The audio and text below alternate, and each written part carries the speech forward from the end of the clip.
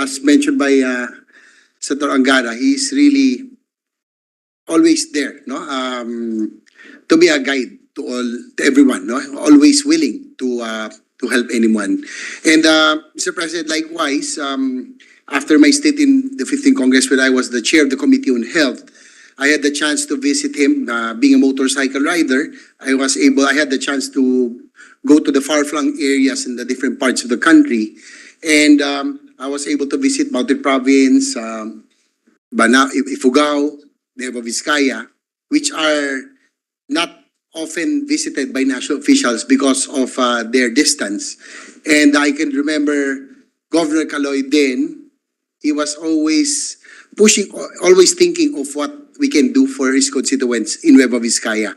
Back then, he brought me to the Nueva Vizcaya Provincial Hospital. Again, being a far-flung area, it needs a lot of support and help, and that's what he was requesting, no, for us to be able to fund and help equip and improve the Nueva Vizcaya Hospital. Unfortunately, I didn't make it back in 2019, but just like Senator Joel, running as an independent, he didn't hesitate. He really helped us also. Kaya rin po ni Senator Joel Villanueva, Tita Ruth, hindi ko po malilimutan na against all the odds, kahit na po napakaliit, my chances of winning back then was slim. But Governor Caloy really helped me and asked all his leaders to support me. And nakakalungkot nga lang, Mr. President, na hindi man lang tayo nakabawi, no, ng tulong na yun. Sabi ko kay Gov Caloy then, before I left, huwag ka mag-alala kung siswertein man ako. Yung pangako ko sa iyo na ayusin natin ang Nueva Vizcaya Provincial Hospital and the other health facilities. Yan po ang aking pong gagawin. Unfortunately, he passed on, but that commitment remains in honor of Caloy Padilla, Tita Ruth, and the people of Nueva Vizcaya. Andito naman po ang ating mga colleagues who became his colleagues also. Yan po ang ating pong commitment, no, to help improve the healthcare facilities of Nueva Vizcaya in honor of Governor Caloy Padilla. That's all, Mr. President. Thank you. Thank you very much. Thank you, Mr. President. Next to co-sponsor the measure is the gentleman from Las Piñas, City of Las Piñas, Senator Mark Villar. I move that he be recognized. Distinguished colleague from the City of Las Piñas, Senator Mark Villar is recognized. Thank you, Your Honor. I'd just like to give tribute to Tito Caloy. I remember when I was, ako po first termer sa Congress, siya po yung Deputy Speaker ng Nationalist Party. So I can say I learned a lot from Tito Caloy, and I could not let this moment pass without saying a few good words about my experiences with Tito Caloy. And of course, my deepest condolences, Tita Ruthie. And to this day, I remember I have this wooden table that he gave me a long time ago. And until this day, it's still a very important part of my whole household. So, I knew him as when I was secretary. I know about his dedication to his province, his love for his province. I was there numerous times, and I saw how loved he is in Nueva Vizcaya. And in Congress, I can say he was one of the most respected, most loved members of Congress. And he was someone that I looked up to when I was a first termer in Congress. And I don't have enough good words to say about Tito Caloy. And I just like to say that, there's, I don't think we'll ever see that kind of, his kind. He's so unique in his love for his province, in his performance of his duties. And I have so many good words to say. In fact, I don't have the words to express my admiration for Tito Caloy. Thank you very much, Your Honor. Thank you very much, Mr. President, Senator Bong Revilla would also like to deliver a co-sponsorship speech, as I earlier mentioned that he will insert into the records, but because of his passion to really deliver it today, Mr. President, may I move that he be recognized, Mr. A President? distinguished colleague from the great province of Cavite, Senator Bong Revilla is recognized. Thank you, Mr. President. Nakakalungkot po ang pagpanaw kamakailan ng isa na naman sa ating kapwa lingkod bayan. Nakikidalamhati po tayo sa pamilya, kaibigan at mahal sa buhay ng ating naiwan na governor, na si Governor Carlos M. Padilla ng Nueva Vizcaya. As the longest ever serving political leader in Nueva Vizcaya, he has won the hearts of his kababayans who he has served wholeheartedly through his various advocacies and programs. Bakas sa dagsa ng tao sa kanilang tahanan ng umaga ng kanyang pagpanaw ang hindi matatawarang pagmamahal, respeto at paghanga kay Governor Padilla. He is fondly called Kaloy by his supporters who have traversed life's journey with him and witnessed his growth as a public servant. They remember him in his youth when he began his political career as the youngest municipal mayor of then Dupax Town. Natatandaan nila ang pagyabong ng kanyang karera sa politika nang manilbihan din siya sa Kongreso. He has started his voyage in the political arena, and as the years pass by, he has underscored the significance of education as a tool that our nation utilizes to enrich not only the minds but as well as the future of our countrymen. Aside from authoring various bills which were enacted into law on reinforcing the education sector, such as the free public secondary education, his other bills also paved the way for the establishment of 45 elementary and secondary schools, which is said to have brought education closer to the indigenous peoples and bridge the gap they have long struggled with. Truly, in his own words, investing in education is always one of the best initiatives to bring about general development and progress of our province. Ang mga pinunla niyang inisyatiba ang mga minsang pinagsilbihan. Now his voyage has come to end, but the memories of his genuine and dedicated public service will forever be enacted in history. Sa inyong paglalakbay, pabalik sa may likha, paunin niyo po ang aming pagsaludo at paghanga sa inyong nasimulan at nakamit. Maraming salamat po. Maraming salamat, distinguished colleague. Mr. President, Senator Bongo would also like to, likewise wanted to deliver now his co-sponsorship speech, Mr. President. I move that he be recognized. Distinguished colleague from Davao and Batangas, Senator Bongo is recognized. Mr. President, I rise today to express my sincere and deepest condolences to the family and friends of late Governor Carlos Padilla of Nueva Vizcaya. Governor Padilla is a dear friend in public service who had spent most of his time serving the best interests of the Filipino people, particularly his fellow Novo Vizcayanos. Hindi po matatawaran ang husay at pusong na ipamalas niya po sa serbisyo. Muli nakikiisa po ako sa Senado sa ating pakikiramay at pagdadalamhati sa pagpanaw ng isang tunay na public servant. Thank you, Mr. President. Maraming salamat, Senator Bongo. Mr. President, last but not the least is our Senate President Pro Tempore who would like to co-sponsor the measure. I move that he be recognized, Senator Loren Legarda.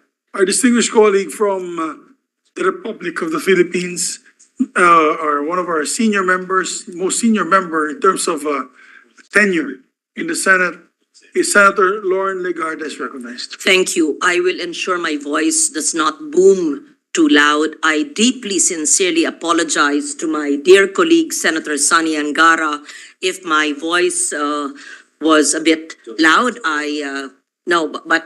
Because I take that very, very seriously. So I would like to sincerely apologize. At the same time, Mr. President, I wish to associate myself with the very heartfelt condolences and thoughtful messages of our colleagues to a public servant. I express my condolences to former Governor Ruth Padilla and her children who are here.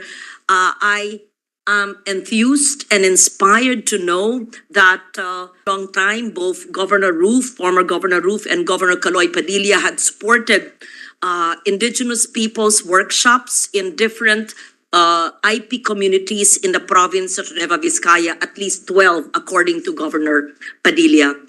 We know her late husband as a firm defender of the environment. I believe it is my second or third term when there was a similar measure that was heard here in the Senate. He on preventing or prohibiting mining in his province, a firm defender of the environment and a public servant who fought for that. It's not very often we find someone that way, standing strong against extractive industries that would threaten his province, especially during times when the permits expired. I wish we had more of such valor and courage and passion and conviction as former Governor Caloy Padilla. I'm also gladdened to note that he was actually a slow food advocate, as a similar advocate and a member, I use this very loosely, of a slow food movement where we try to grow our own food and focus on organic farming and the elements of slow food. I'm glad that we have an exemplary local public official, and I hope that those in the province who will inherit this position will continue the good deeds that he did. First, the ban on mining in his province, admirable. Second, giving importance to the culture and heritage of our indigenous people, especially in the province, beautiful. And we wish to support that. I approached former Governor Ruth Padilla and asked how we could help, because she said that it was her husband who supported those programs, at least 3 million pesos, she said, for the 12 workshops. I would like to be able to give my humble support to those workshops and perhaps provide us a template of how the two Padillas, Ruth and Caloy, former governors both, so that other provinces with indigenous peoples can replicate the good work that they do. I know also, I am informed, I hope this is accurate, that even in a far-flung country like El Salvador, am I not, I hope I'm not mistaken, Governor Padilla has inspired a ban on mining by a unanimous vote in El Salvador. Is this accurate, Madam Ruth? So I am correct in saying that. So we lost a gentle but formidable friend, and indeed a governor who bans extractive industries in his province, who heralds and inspires indigenous people and their culture, who walks his talk through environmentalism and slow food. That is a great man indeed. So with that, I associate myself and would like to express my heartfelt condolences to former Governor Ruth Padilla and the family. Thank you, Mr. President. Mr. President, yes, Mr. President. Yes, I'd like to give Please, Mr. President. a short manifestation. First of all, my deepest condolences to the family of Carlos Padilla, Tito Caloy Padilla. Tita Ruth, I didn't recognize you at first. I knew you. I thought you were an actress there in the back, visiting the Senate. So my apologies. I haven't seen you in a quite a bit of a time. When I was saying hello to everybody there, I didn't recognize it was you. But we're very fond of Tito Caloy. As a matter of fact, when he passed away, I wanted to fly by helicopter to Nueva Vizcaya, but unfortunately all the schedules were tight, so and then I had to fly to New Zealand that same week. Then I left for New Zealand for 9 days, so I couldn't make the wake, but I would like to just give my deepest condolences. He was a great man, and I know him so well because when I was part of the 14th and 15th Congress, he was such an unassuming but very intelligent and sought after person when it comes to issues on education, poverty reduction. He was the go-to guy. I remember a few years ago, I went to Nueva Vizcaya to speak to cooperatives. And he was also one of the speakers. And we could see that the cooperatives there loved him very much. He was a man of the masses. No big entourage. He was such a simple man. Also a dear friend of my father. They were together in the Batasan Pambansa. That's why hindi ko na po kwento sa kanya kasi kung ikikwento ko sa tatay ko, naiyak po yung tatay ko yung nalalaman niya yung mga contemporaries niya ay namamatay na rin po. So, he was truly a legend of the North, and we pray that God blesses his soul and continue to bless your family. And once again, our sincerest condolences, ma'am, Tita Ruth. So, Majority Leader, without further ado, shall we Yes, adopt? Mr. President, but before we do that, may I be allowed, with the permission of the body, to move that all members of the Senate be made co-authors of this resolution, Mr. President. There be no objection to the motion of the majority, which is approved. Thank you, Mr. President. No other member wishes to interpolate or propose amendments to the measure. I move that we adopt proposed Senate Resolution number 610, taking into consideration proposed Senate Resolution number 615 and 646, subject to style. I so move, Mr. President. There be no objection, proposed Senate Resolution number 610, taking in consideration proposed Senate Resolution number 615 and 646 is hereby adopted by the Senate. Thank you, Mr. President. May I ask for a minute suspension and ask former Governor Ruth and Tito Caloy's family to Yes. come to the podium? Session suspended Mr. so we can pass to the family the resolution.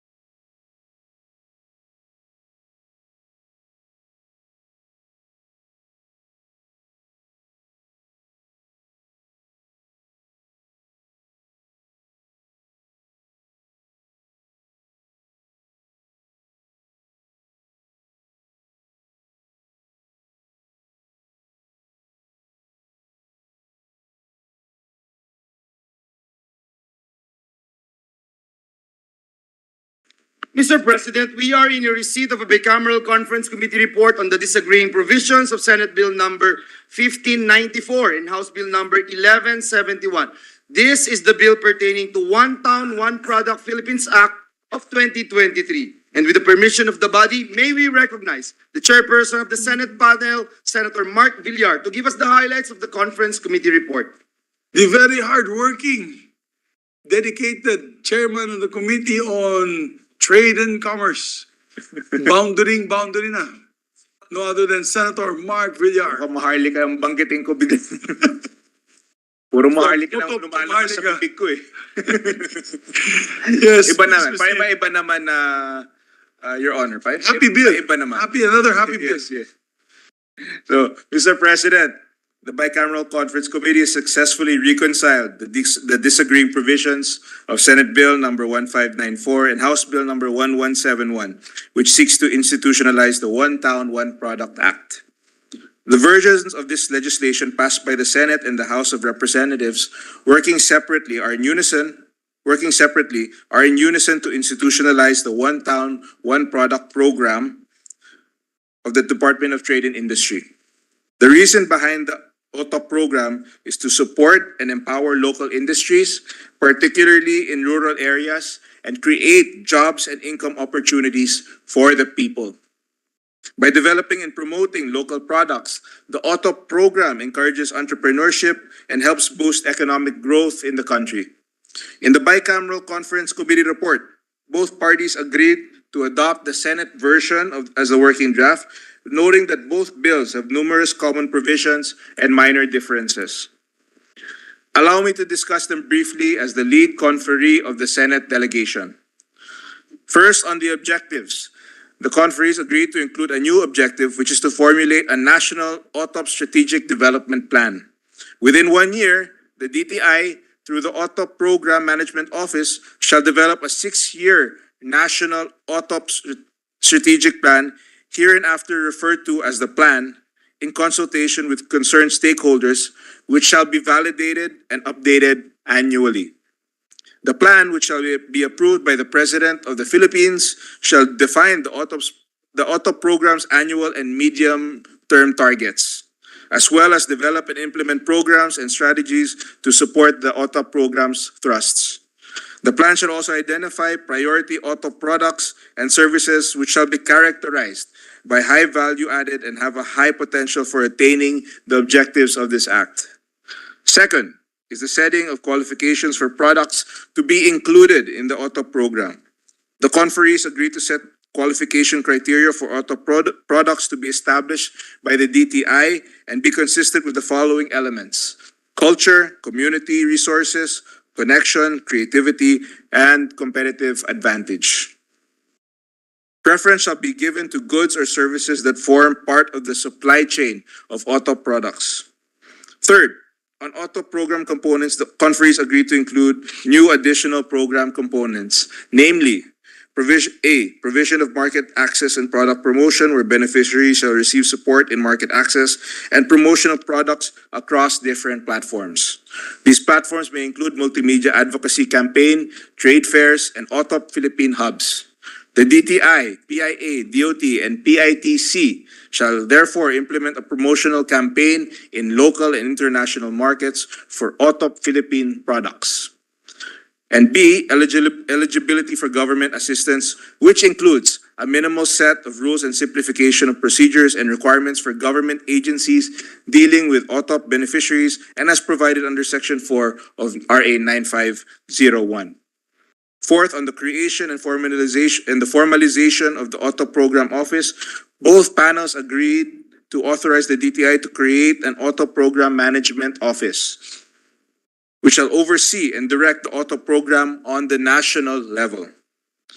The OTOP PMO shall be headed by a director, and its organizational structure and staffing complement shall be determined by the DTI Secretary in consultation with the Department of Budget and Management and in accordance with civil service rules and regulations.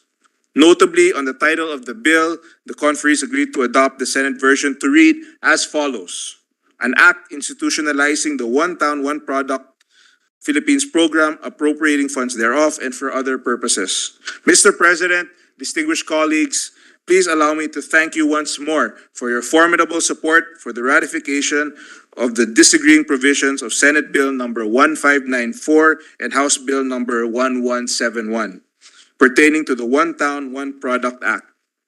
I also would like to thank all the senators who stand united in the support of this legislation, recognizing its transformative potential and the opportunities it holds for our MSMEs. I firmly believe that the impact of this legislation will extend far beyond our shores. The OTOP Philippines program will put our nation on the international stage, showcasing the diverse range of high-quality products that our towns and municipalities have to offer. This program will not only boost our local economies but also serve as a beacon of inspiration for other nations striving to uplift their MSMEs and promote sustainable development. Ang ating pong layunin ay hindi lamang tungkol sa pag-unlad ng lokal na ekonomiya, kundi pati na rin sa pagpapalaganap ng kulturang Pilipino sa buong mundo. Ang bawat produktong Pilipino ay tatak ng ating kasipagan at kahusayan. Ito ang simula para matulungan ang mga produkto ng mga Pilipino na mas makilala sa buong mundo. Mr. President, this proposed measure has nothing but good intentions for our MSMEs and for the Filipino people. Since the OTOP was created in 2002, this measure is long overdue for enactment.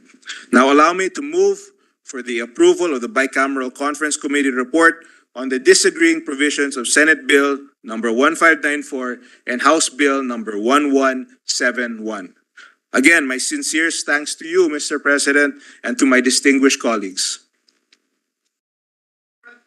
Our minority leader is seeking the floor. I move that he be recognized. Senator Coco Pimentel. Our distinguished minority floor leader, Senator Aquino Coco Pimentel, is recognized. Mr. President, we are glad that the chairman did not mistakenly report out the Maharlika.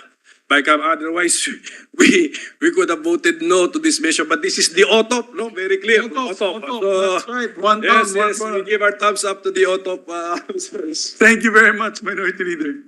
Yes, Mr. President, and this measure has been around for quite a long time when we were still members of the House of Representatives together with Senator Sani Angara and Senator Win Gatchalian and our Senate President, Mick Zubiri. So with that, Mr. President, I move that we approve and ratify the Bicameral Conference Committee report on the disagreeing provisions of Senate Bill number 1594 and House Bill number 1171, and let the text of the joint explanation be deemed read into the records of the chamber. I so move, Mr. President. There being no objection, Bicameral Conference Committee report on the disagreeing provisions of Senate Bill number 1594 and House Bill number 1171 is hereby adopted and ratified. Congratulations. OTOP na OTOP. Thank you, Mr. We President. also got news, ladies and gentlemen, of our colleagues of the Senate, is that the House of Representatives will just adopt the third reading version of the Senate on the Maharlika Investment Fund. And so there's no need, Mr. President, because we have been getting text messages from members of the media. There's no need for the Senate to ratify anything Yes. because the House adopted the version of the Senate, Mr. So yung President. pagpunta namin ni Senator Coco Pimentel, lunch lang pala yun. Lunch break. We congratulate, Mr. President, the authors. Well, especially as soon as the it's sponsor. adopted, it hasn't been adopted yet. Yes, Mr. President. It hasn't been adopted yet. No, So, OTOP was all been the adopted OTOP is and adopted. ratified. Yes. Yes, Mr. President, but since if that is the situation, the parliamentary situation, if it's going to be adopted and there's no more need to take it up once again here on the floor. Yes. So since the Senate President mentioned it, so allow me to make a brief manifestation that Sure, since sure, I think the vote, the second and the third reading votes were taken around 2:30 this morning, so I was not here. So just a manifestation that, of course, I would have voted no all the way, Mr. President, because I delivered my turno in contra speech against the measure. And had the BICAM been presented today We would also have my Deputy Minority Leader, Senator Rizon Taveros, and this representation would also have objected and voted no, because the grounds that we have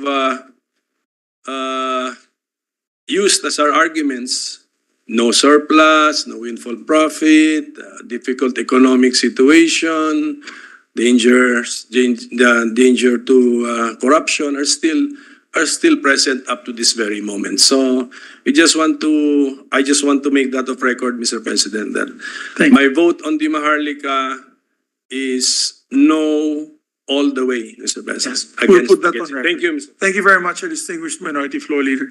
Mr. President, at this juncture, and with the permission of the body, I move to consider proposed Senate Resolution number 633, taking into consideration proposed Senate Resolution number 634.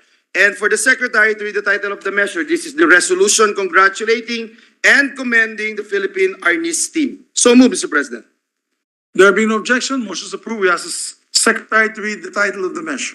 Resolution congratulating and commending the Philippine National Arnis team and their coaching staff for winning 6 gold medals, 2 silver medals, and 4 bronze medals at the 32nd Southeast Asian Games held at Hall A, Troy Chang Var Convention Center, Phnom Penh, Cambodia from 14 to 16 May 2023.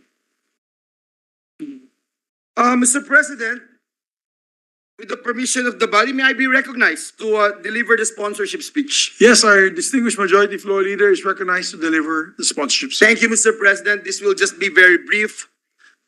Mr. President, distinguished colleagues, especially our inspirational leader of the Senate, Senate President Zubiri, because this is his baby, Mr. President. And that is why it's such a great honor and privilege. Napakalaking karangalan po na tayo po ang mag-sponsor nitong Senate Resolution number 633 na nagbibigay pugay at parangal sa ating po National Arnis Team sa kanilang pinamalas na galing at talento sa nakaraang edisyon ng Southeast Asian Games sa Cambodia. The Philippine National Arnis Team delivered overall strong performances in the regional competition that resulted in 12 podium finishes with 6 gold medals, tied with the Taekwondo team for most gold medals garnered for the country. 2 silver medals and 4 bronze medals. With this achievement, the Philippines ranked first and undeniably the best in Arnis in the whole Southeast Asia. Again, congratulations po, Mr. President. Atin pong binabati ang mga sumusunod na miyembro ng National Arnis Team na nagbigay karangalan sa ating bansa. Gold medal winners, Charlotte Ann Tolentino, the niece, Mr. President, of our distinguished colleague, Yes, Senator Francis Tolentino. absolutely. Another gold medal winner, Jeda May Soriano. Gold medal winner, Maria Ella Alcoseba. Gold medal winner, Dexler Bolambao. Gold medal winner, Crisamuel Delfin. And gold medal winner, Trixie Marie Lofranco. Silver medalists, Jude Oliver Marie Rodriguez and the team of Mary Eileen Aldeguer, Maria Cristal Jane Sapio, and Jeanette Agapito. And bronze medal recipients, Ezekiel Habig, Noah Gonzalez, Nino Mark Taliedo, and the team of Jeric Arce, Mark David Puzon, and Mac John Neil Pineda. Of course, Mr. President, behind every great team and its success is a group of hardworking and passionate officials and coaching staff whose support made it even more possible for our athletes to perform their best. Maraming salamat po sa ating mga coaches. We would like to especially congratulate at this juncture our very own, our Senate President, Juan Miguel Zubiri, who is also the Philippine Eskrima Kali Arnis Federation Chairperson and President. Sample daw, Mr. President. For for the guidance and leadership that he brought to our national team. Mr. President, Senator Zubiri, maraming salamat po. Salamat din po. Dahil po sa atensyon at suporta na inyong ibinigay sa larangan ng Arnis, mas gumagaling pa po ang ating national team at lalo pang nahuhubog ang talento ng ating mga atleta. Salamat. We'd like to also congratulate Head Coach Richardson Gialogo, the assistant coaches, trainers, and the rest of the Arnis team, coaching staff, for this incredible achievement. I am certain that in the future, SEA Games and other competitions, you will once again raise our flag and bring pride and honor to our beloved country, the Philippines. Muli po, congratulations sa Philippine National Arnis team. Mabuhay po kayo, and may God bless us all. Maraming salamat po, Ginoong Pangulo. Maraming salamat, Majority Floor Leader. Gusto ko lang banggitin na this is the first time that Arnis was played outside of the Philippines. We hosted Arnis in 1991 when we were hosting the SEA Games, 2005, and the last 2019. But this is the first time that it was outside the Philippines, and we are hoping and praying that I need all your support, my dear colleagues, for if you have friends in the Thai government. Alam ko si Senator Bato, maraming kaibigan na senator sa Thailand. In the next Thai SEA Games, sana maging regular sport na po ang Arnis sa Southeast Asian Games.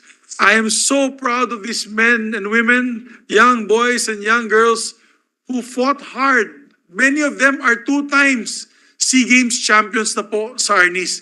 They are world-class athletes, and I'm so very, very proud of them. I only asked to be overall champion. They gave me more than just overall champion. The next 6 gold medals po sila. Ang Vietnam na palagi namin kalaban, 2 lang ang nakuha nila. Ang Cambodia, 2, and Myanmar, 2. So talagang napapakita po tayo na we really are the best when it comes to stick fighting and Filipino martial arts. I'm so proud of all of them. Thank you, Majority Leader.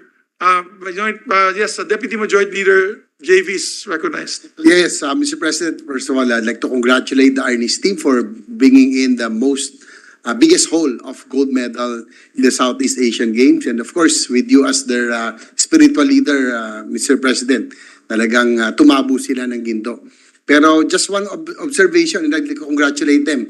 Because in other sports, Mr. President, kakaunti lang atleta, sangkatutak ang coaches. Pero ito, at least mas maraming atleta and produced more goals. Yes. That's all, Mr. President. Yes, very effective yung coaching staff namin. At as a matter of fact, ladies and gentlemen, hindi ko alam kung si Senator Tolentino, siya yung manager he's the president of the kickboxing. I think he won 3 golds, no? 3 golds ng kickboxing. Palapakan din natin yung kickboxing. 3 golds, several bronzes and silvers. Pero ako, dadalhin ko sila sa Hong Kong pare. Dalhin mo naman yung team mo din sa ibang lugar. May pangako ako Hong Kong sa kanila. And July ang alis namin. I'm taking blowout the whole Philippine team. And we'd like to thank Senator Bongo was there during the competition. Yes, Senator Bongo is recognized. Yes, Mr. President. Mr. President, esteemed colleagues, as your chair of the Senate Committee on Sports, I stand before you to express my utmost admiration and extend my warmest congratulations to the Philippine National Arnis team and their coaching staff for their outstanding achievements at the recently concluded 32nd Southeast Asian Games held in Cambodia. Ako po mismo, sinamahan ko po ang ating Senate President sa dinner nung nag-cheer tayo sa kanila. At hindi lang po magaling si Senate President sa pag-aarnis. Mabilis rin po siyang bumunot para suportahan. Thank you. Mabilis siya bumunot para suportahan kaagad ang kanyang Arnis team. Talagang tumaas lalo ang moral ng ating mga players po, no? It is with great pride that I rise to co-sponsor this Senate resolution congratulating and commending our athletes. Our national Arnis athletes have once again showcased their exceptional skills and unwavering dedication, proving to the world that the Philippines is indeed a force to reckon with in the world of martial arts. Through their remarkable performance, our Arnis team has not only made our nation proud, but also united our country in celebrating their triumph. They have exemplified the core values of discipline, perseverance, and sportsmanship, serving as role models for our aspiring athletes and inspiring future generations to pursue their dreams. At isa rin po ito sa pamamaraan na ilayo natin ang mga kabataan sa illegal na droga. Get into sports, stay away from drugs. Would like to extend my heartfelt appreciation to the coaching staff who have tirelessly worked behind the scenes, providing guidance, mentorship, and unwavering support to our athletes, especially kay Senate President Migs Subiri, na nakita ko talaga na sinamahan niya all throughout po, sa umpisa pa lang. At alam kong maraming ginto ang mapapanalunan nila with yung mga promises mo pa sa kanila, lalong ginanahan at alam kong Allowance, tuto pa rin. allowance, Tuto pa rin. Mabilis, hindi lang magaling mag-arnis, bunot ka agad si SB doon. Mr. President, this resolution, we convey our heartfelt congratulations and commendation for the exceptional performance and for bringing honor and pride to our nation. Let us continue to support our national athletes and provide them with the necessary resources and opportunities to excel in their chosen fields. Ako po bilang chairman ng Committee on Sports, full support po ako sa ating mga atleta. Mabuhay ang Philippine National Arnis Team, mabuhay ang atletang Pilipino. Maraming salamat po. Thank you. And I'd like to put on record my deepest appreciation to Senator Bongo, Senator Tolentino, who was there in the dinner to motivate them. Kasi the fight was the next day. They were there to motivate the fighters. Thank you po. Tatlo tayo po dun eh. Tatlong senador.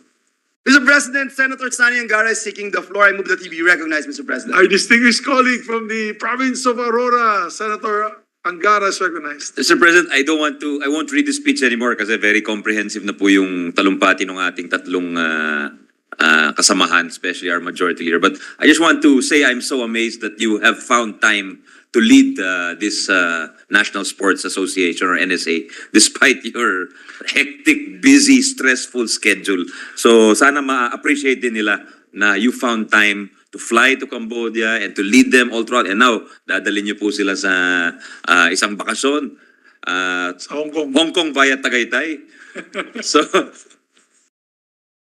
Hong Kong restaurant. yeah. Once again, congratulations to our athletes who make us all proud. Salamat po sa inyo. Mabuhay po kayo. Thank you very much for also filing the other resolution, Senator Angara. Thank you. Yes, Mr. President, our in-house athlete, Mr. President, True Senator athlete, Pia Cayetano is also seeking the floor. I move that she be recognized, Mr. President. Probably the only, I guess, marathoner in the group that does not only biking but also Boston Marathon, all these major marathons. Who can run triathlon, who can run 40 kilometers as we speak.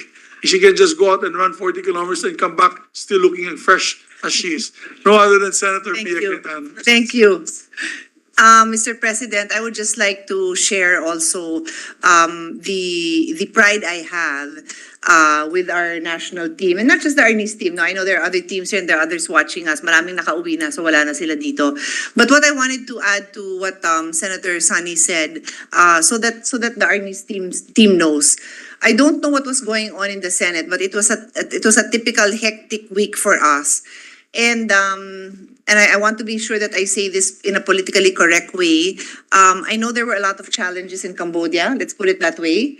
We also received report on challenges that our athletes and coaching staff had to deal with. And alala si Senate President. And I remember we were so busy, tapos sabi niya, no, I have to go.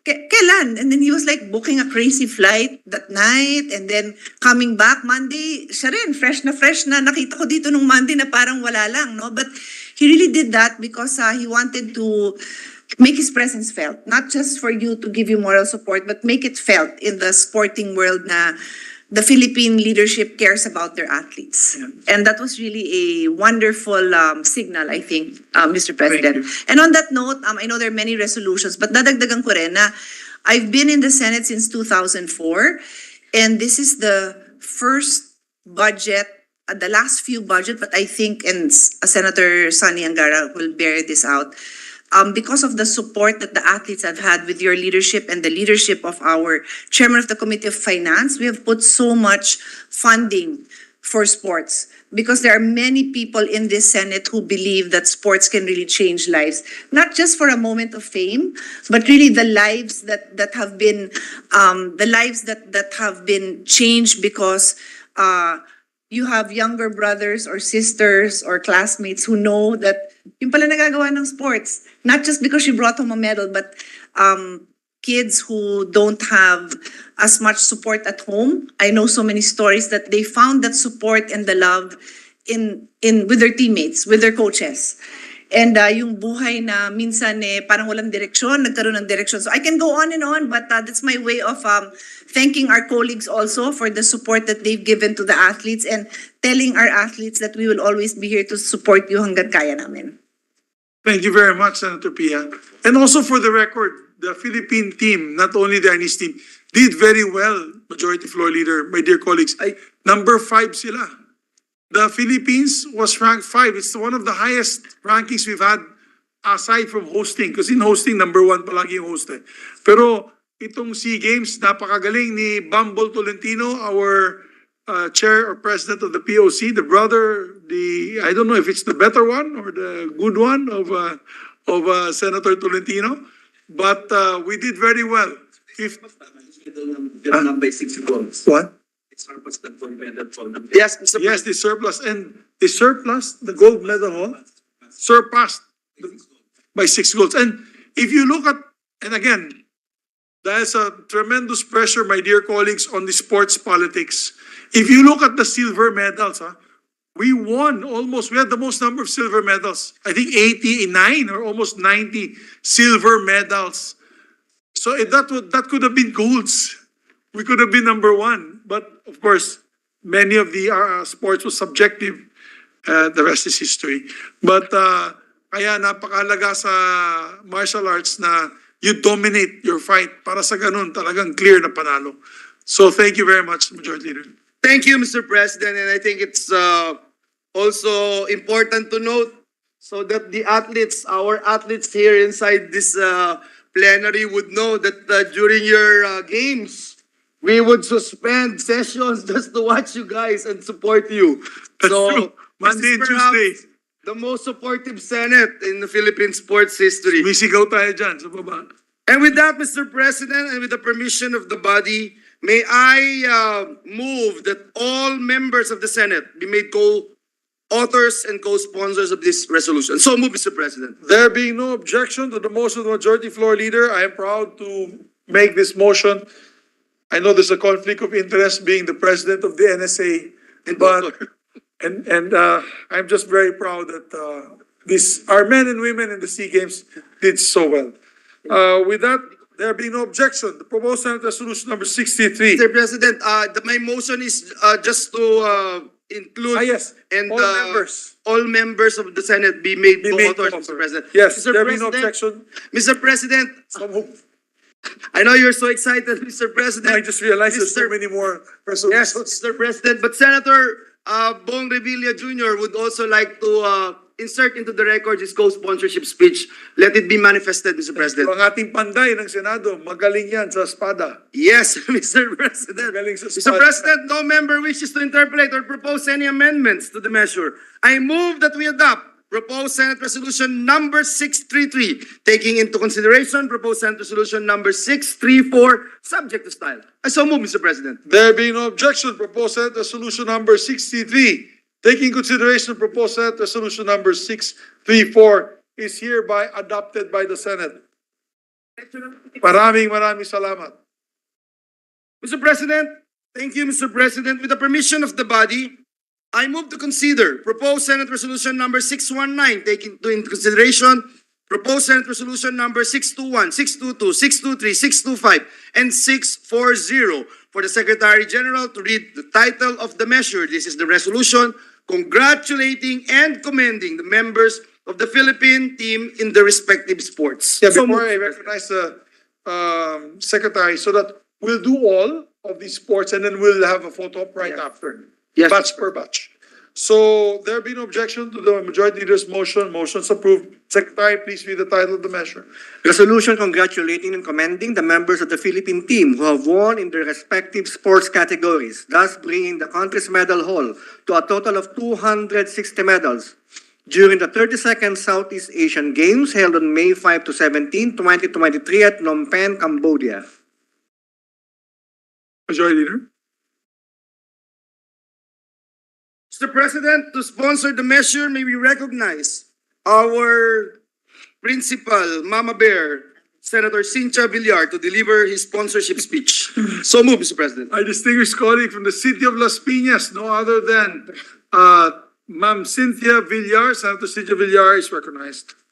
Thank you, Mr. President, my esteemed colleagues in the Senate. Today, I rise to congratulate our athletes who showed their strength and capabilities at the 32nd Southeast Asian Games in Cambodia this May.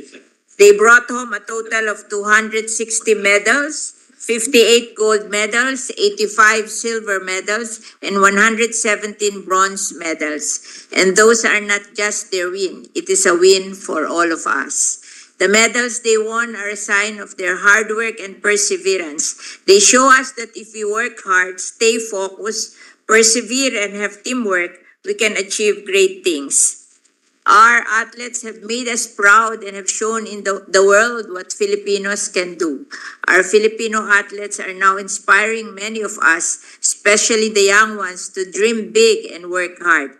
They have shown us that the Filipino spirit is strong and formidable. Kaya naman bilang Senado ng Pilipinas, nais nating magbigay pugay at magpasalamat sa ating mga atletang Pilipino. Ang kanilang tagumpay sa Southeast Asian Games ay karangalan po nating lahat. Mabuhay po ang ating mga atletang Pilipino. Salamat po sa inyo. God bless and stay safe.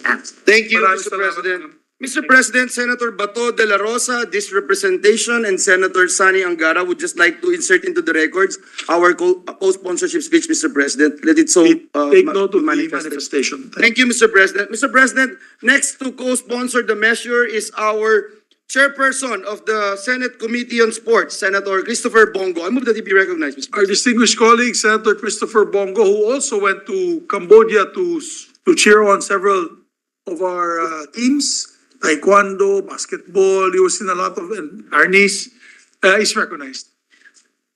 Mr. President and distinguished colleagues, as chairman of the Committee on Sports, I stand before you with immense pride and joy as we celebrate the extraordinary achievements of our Filipino athletes. In the recently concluded 32nd Southeast Asian Games, it is with great pleasure that I rise today to extend my heartfelt congratulations and deep admiration to these remarkable men and women who have made our nation proud on the international stage. The 2023 Southeast Asian Games have once again showcased the exceptional talents and unwavering determination of our Filipino athletes. They have competed with great determination, pushing their limits and displaying true sportsmanship throughout the games. I personally went to Cambodia together with Senate President Mig Subiri and Senator Tol Tolentino to show our full support for our Filipino athletes. During the visit, I witnessed Filipino athletes win medals in the games. I am delighted to share that our athletes have achieved a commendable performance in the 32nd Southeast Asian Games. The Philippines secured the 5th rank in the overall rankings among the 11 participating countries. Magandang showing na po ito, no? At naalala ko noong 2019 when we hosted the games, tayo po nag-number 1. Headed po ito ng then Speaker Alan Peter Cayetano. Suportado po ang ating mga atleta. Furthermore, the Philippine team won outstanding number of medals, with a whole of 58 golds, 85 silvers, and 117 bronze medals, and a total of 260 medals from various sports disciplines. We had more medals this year compared to the preceding Southeast Asian Games in Hanoi. Indeed, the hard work and sacrifices made by our athletes, coaches, and support staff have resulted in a remarkable achievement for our nation. But beyond the medal count and rankings, what truly fills my heart with pride is the unbreakable Filipino spirit and the unity that these games have fostered among our people. The SEA Games have served as a platform for our nation to come together, support our athletes, and celebrate our shared love for sports. The camaraderie, sportsmanship, and unity displayed by our athletes and their fellow competitors have truly been remarkable, reminding us of all the power of sports to bridge gaps and bring people together. In light of this extraordinary achievement, I would like to express my sincerest gratitude and appreciation to our Filipino athletes for their relentless pursuit of excellence. As a nation, we are committed to further supporting and nurturing the talent of our athletes. We recognize the need to invest in sports development, infrastructure, and programs that will enable our athletes to continue excelling on the world stage.